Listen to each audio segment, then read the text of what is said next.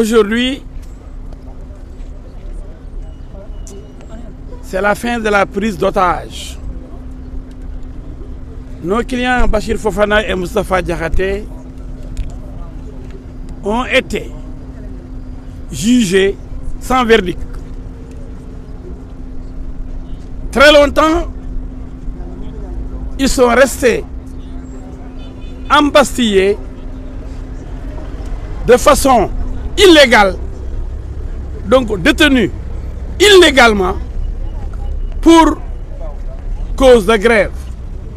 La grève n'exclut pas de donner le verdict, mais on considère que nos clients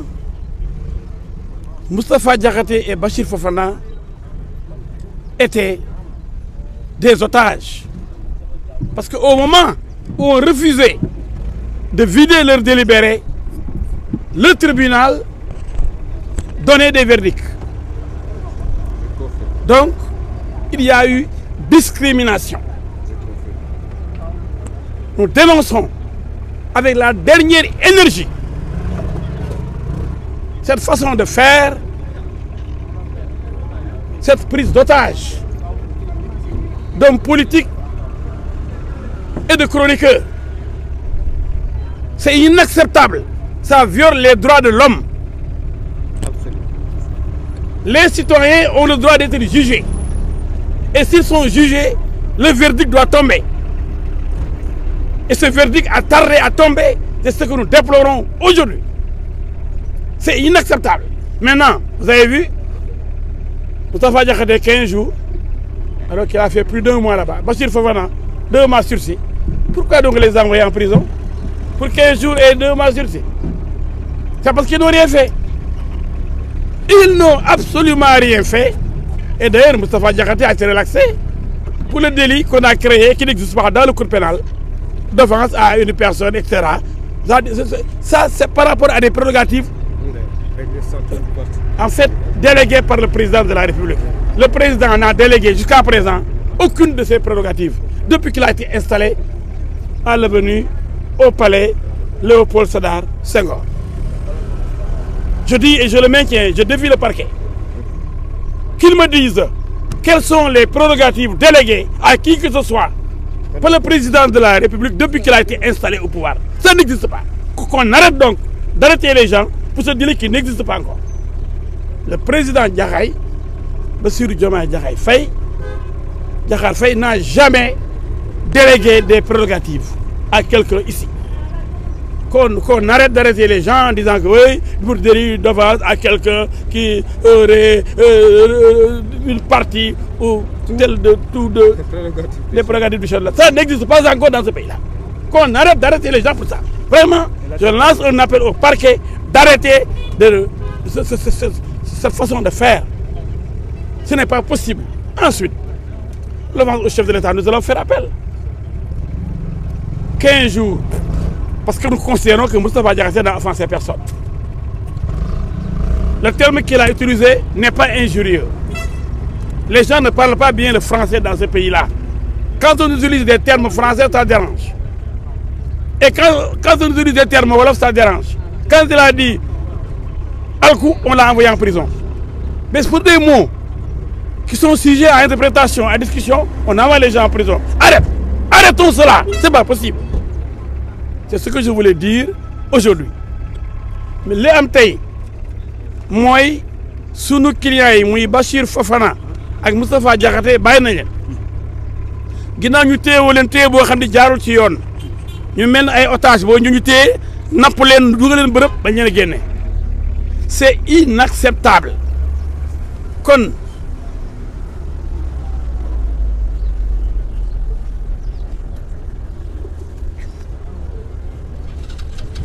tey li ñu mën a wax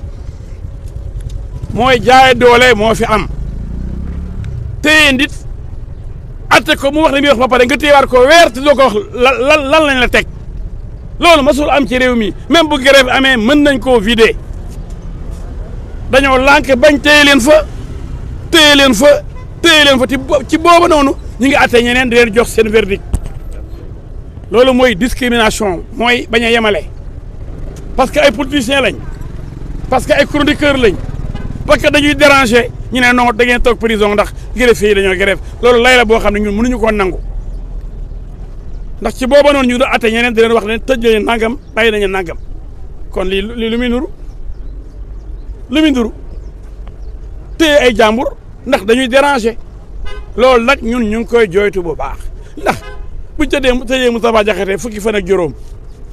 téye ku ëpp weer ni ko léegi bàyyi nañ la ci liñ ne woon yow da ngaa tooñ koo xam ni dafa mbubboo deru président de la république président da ko jox cër ci lim am ci gëddëm loolu amul kii nag vraiment ñun dañu sonn ci loolu chaque jour ñu ne ooy dañoo topp koo xam ni dafa dal ci koo xam ni moom it daanaka président da ko jox yelleefam ma ne loolu ñu ngi défier parquet bi président ñëwee ba léegi dañu woon yenn décision la jël summeeku bàyyi ay cëram ay mën-mënam ay li ko ay yelleefam jox ko beneen nit dañ nañu ko wax ban décret la parce que il faut que mu kooku président jox ko li nga xam ne mooy liñ ko féetalee foofu nag dafa naa ne dañuy juum parce que day juum rek ndax yoon relaxé rek tribunal bi ñoom bu ñëwee rek ñu ne li amul dañ bàyyi di jàpp nit ñi ci loo xam ne amul ça c'est pas possible ma ne parquet da bàyyi di jàpp nit ñi naan dañoo tooñ koo xam ne dafa mbubboo am doole président wala cëru président loolu amul Sénégal ba léegi dañ dem xoolaat texte yi boo tax heure bu ñëwee fii rek relax moo tax Moustapha Diakhaté bàyyi nañ ko ci loolu ndax lu amul délit bu amul kenn du la ci tëj bi ci des ñu ne dafa tooñ président 15 jours waaye benn tur boo wax français la saagawul kenn 15 jours di leen dafa appel lii dafa amul xorom lii ay justice kenn du ko caaxaanee da ngay rey nit ngay jaay drogue nga violé nga sàcc nga escroqué nga tooñ nit damm loxo nit nga tooñ daal ñu tëj la waaye ay yaa wax lii wax bii lii la ñuy ku nekk di werante ñu demal kaso kenn du ko fayee nañ bàyyi ñuy tëj te di ko teg fenn lii mënuñ ko nangu lii na dakk loolu lañ amul lu ñuy wax aujourd'hui aussi foofu nag tëj nañ ko ñaari weer yoo xam du ko tëdd parce que pourtant mu ci kaso bi te pourtant Sénégalais soxla nañ ko fa mu doon liggéeyee soxla nañ ko njabootam soxla nañ ko téye ko ñaari weer di ko demal waaye lii ay caaxaan la justice kenn du ko caaxaanee dafa war a dañu war a def lu sérieux ci justice kenn du téye di noonu rek bàyyi naa la noonu rek parce que loo ko doon téye kon loo ko doon téye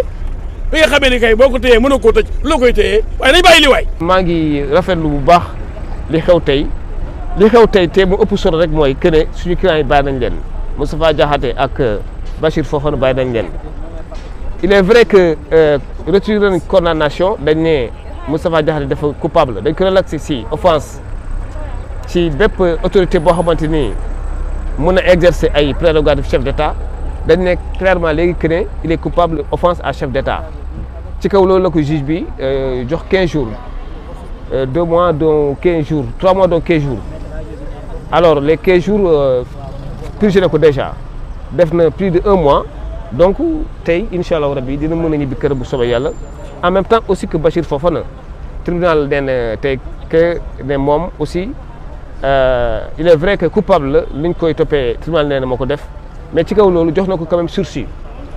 2 mois avec sursis yoo xamante ni du ko tëdd donc moom aussi tey dina mën a ñibbi këram ñun avocats yi ñu ngi koy rafetlu maa ngi féliciter samay confrères yi maître El Hadj Diouf ak maître El Hadj Amadou Sall aussi ñoom maître El Hadj Aline Badara Fall ak tous les confrères maître Moustapha Dieng maître Aliou Sow ñoom ñëpp plaide nañ ci dossier bi def nañ ci seen ful ak seen fayda pour faire en sorte que lii mën a am tey te ñu ngi rafetlu aussi taxawaayu presse bi aussi à chaque fois que de besoin vous avez eu à communiquer si grève bi te tey ma xamal leen y a eu beaucoup plus de délibérés qui ont été vidés que d'affaires retenues ça veut dire quoi plus de 30 délibérés tey la ñu vidé or boo demee rôle bi tey xam naa 20 affaires la ñuy atte donc est-ce que gis ngeen effet ak conséquences yi grève yi defoon ñu bëri tey dinañu mën a ñibbi seen kër am na ñu bëri tey encore dañ leen relaxé woon cela veut dire que grève bu amul woon ñibbi woon nañ seen kër yàgg na li ñuy rafetlu rek mooy que ne il faut ñu xoolaat texte yi parce que lii aussi war nañ ci jël benn exemple benn leçon c'est-à-dire qu'il y a un vide juridique code procédure pénale ak code pénal dafa war prévoir benn disposition boo xamante ne nii au cas où grève greffier bu amee ñu mën a am benn alternative bu permettre aussi ñi war a atte ak ñi ñu war a bàyyi ñu bàyyi leen pas tout le temps rek ñu bàyyi leen si kaso bi en attendant grève greffier yi di jeex wala ministre bi maa ngi rafetlu sagesse am ak président tribunal ak procureur tey ils ont fait recours à des greffiers qu'ils ont réquisitionnés ñooñu ñoo ñëw tey mot na 10 greffiers donc audience yëpp tey dina am te incha allah rabi aussi bi may wax ak yéen nii audience su Fadou Fall léegi war nañ ko mën a jël léegi ci kanam tuuti parce que tribunal militaire moo am benn greffier moo fa nekk kooku bu pare mooy ñëwaat chambre criminelle cour d'appel ñu jël dossier bi maak El Hadj Diouf ak sama yeneen confrère maître Aïssatou Ba ak maître Hadis Sène